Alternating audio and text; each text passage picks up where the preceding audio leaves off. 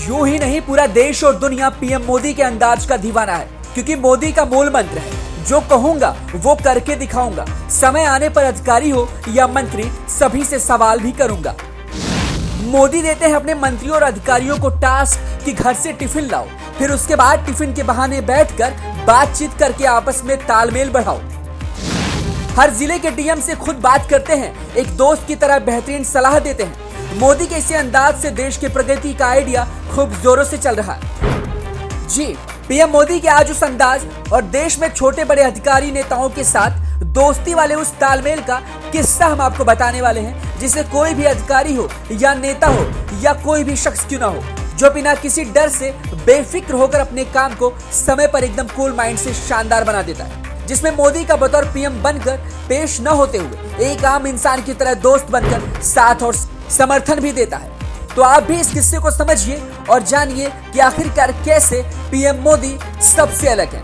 जी, अक्सर आपने पीएम मोदी को रैलियों में जनसभा संबोधित करते हुए या कहीं किसी दौरे पर किसी प्रोजेक्ट का उद्घाटन करते हुए तो देखा होगा, लेकिन एक बात जो आपने भी नोटिस की होगी कि मोदी उस दौरान आम जनता हो या अधिकारी या फिर उस प्रोजेक्ट के लेबर ही क्यों ना हो, वो जब भी किसी से मिलते हैं मानो ऐसा लगता है कि एक दोस्त है जो लंबे अरसे बाद मिला है और खूब प्यार से बात कर रहा है। मोदी का ये अंदाज इतना निराला है कि जब भी इनमें से किसी भी जगह होते हैं तो उसका पूरा लुत्फ उठाते हैं, और इस वजह से जो डर और खौफ रहना चाहिए एक पीएम के सामने आने पर, वो बिल्कुल भी नहीं रहता। इनमें सबसे ज्यादा मजदूरों के बीच बैठकर उनका हालचाल लेना और बच्चों के साथ खेलना पीएम मोदी का सबसे अलग अंदाज माना जाता है।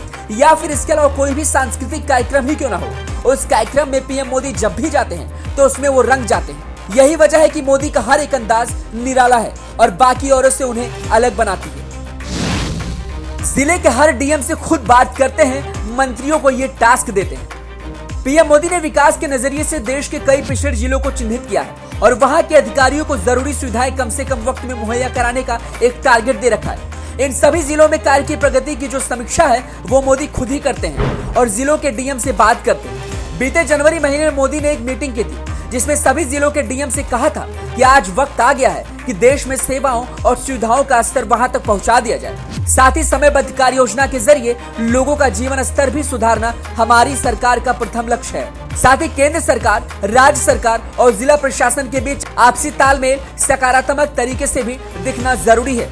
वहीं मोदी अपने सभी मंत्रियों को एक मूल मंत्र भी देते हैं। इसके लिए उन्होंने एक रणनीति बनाई है ताकि विभागों के कामकाज में बेहतर पारदर्शिता दिखे। इसके खातिर मोदी ने काम करने की गति को बढ़ाने के लिए 77 मंत्रियों का 8 अलग अलग समूह बनाया हुआ है। हर समूह में 9 से 10 मंत्रियों को शामिल किया गया है। इसको लेकर बीते जुलाई 2021 में मंत्रिपरिषद के विस्तार करने के बाद लगातार 5 बैठकें भी पीएम मोदी ने की थी। इस बैठक को चिंतन शिविर का नाम दिया गया था। इन बैठकों के विषय भी अलग अलग थे, जैसे व्यक्तिगत दक्षता, मंत्रालय के कामकाज और हितधारक से जुड़ाव, साथ ही पार्टी के समन्वय एवं प्रभावी संचार, साथ ही पार्टी के कुछ और तौर तरीके। इसके अलावा उन सभी को समझ करके उसका बेहतर तरीके से सम्मान करके आगे बढ़ाना। मोदी ने हर बैठक की अध्यक्षता खुद से की थी और मंत्रियों से नए नए आइडियाज भी मांगे थे। उन्होंने पूछा था कि आखिर सरकार को किन कार्यों को प्राथमिकता दी जानी चाहिए और उसे फटाफट पूरा करने की क्या रणनीति अपनानी चाहिए। प्रधानमंत्री ने मंत्रियों को समझाया था कि कैसे पार्टी संगठन की मदद लेकर सरकारी कामकाज को न केवल समय सीमा में जमीन पर उतारा जा सकता है, बल्कि लक्षित समूह तक उनका लाभ भी पहुंचाया जा सकता है। मोदी का हर छोटे बड़े के लिए लक्ष्य हासिल करने का एक मूल मंत्र, परिश्रम की पराकाष्ठा। पीएम मोदी का हर किसी को अपना लक्ष्य हासिल करने का एक मूल मंत्र है, परिश्रम की पराकाष्ठा। हालांकि वो सिर्फ परिश्रम नहीं बल्कि स्मार्ट लेबर पर भी जोर देते हैं। इस मूल मंत्र का मकसद होता है सटीक रणनीति और उत्तम तकनीक के सहारे काम करना। वहीं आपने भी पीएम मोदी के एडवांस टेक्नोलॉजी से गहरे लगाव को कई बार देखा होगा, क्योंकि टेक्नोलॉजी में जिस तरीके से भारत आज आगे बढ़ रहा है उसका कोई तोड़ नहीं है।